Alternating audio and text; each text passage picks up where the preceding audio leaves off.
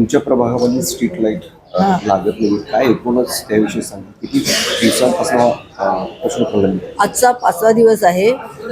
GD Ambekar मार्ग, एकनाथ घाडी मार्ग आणि मुकुंदण्णा जाधव मार्ग या तिन्ही रस्त्यावरच्या स्ट्रीट लाईट्स बंद आहेत. मी स्वतः 2 दिवसापूर्वी फोन केला, 3 दिवसापूर्वी.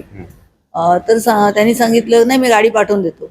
आणि मग परत आमच्या संबंधित काही लोकांनी फोन केले किंवा माझ्या सहाय्यकाने फोन केला PAनी, तर त्यांना सांगितलं एकच गाडी आहे, धारावीला गेली तर ती 2-3 दिवस येत नाही. आता एक गाडी अख्ख्या मुंबईवर फिरणार असेल निदान सिटीमध्ये, कारण सबबला मला वाटतं तिकडे हे आहे, आपली BSTची सेवा नाही आहे काही ठिकाणी.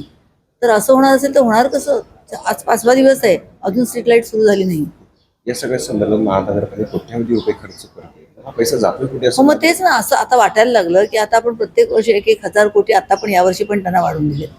पण तरी सुद्धा हे मूलभूत सेवा आहेत ज्या BSTच्या, ते होत नसेल तर चुकीचं आहे. कधी कधी आम्ही फ्यूज कंट्रोलला, म्हणजे एखाद्या बिल्डिंगचा लाईट गेला, काय झाला, फ्यूज कंट्रोलला करतो. मोठा फॉल्ट असेल तर लेट होतो, नाही असं नाही. पण एकाच वेळी बघा, मोठा पाऊस असेल, वादळी वारा असेल तर एकाच वेळेला भरपूर त्यांना कॉल्स येतात आणि मग इकडे गेलो तिकडे गेलो ह्या अशा ह्याच्यामध्ये लाईट बराच वेळ सुरू होत नाही. अर्थात काही वेळा देतात तत्पर सेवा, नाही असं म्हणतात नाही. पण आत्ताचा हा जो काही अनुभव आहे ना, गेल्या 4-5 दिवसाचा, इतके दिवस स्ट्रीट लाईट कधी बंद राहत नाही. मग त्याची कारणं काही आहेत, तर त्या संबंधित वरिष्ठ अधिकाऱ्यांनी त्याची चौकशी करायला पाहिजे.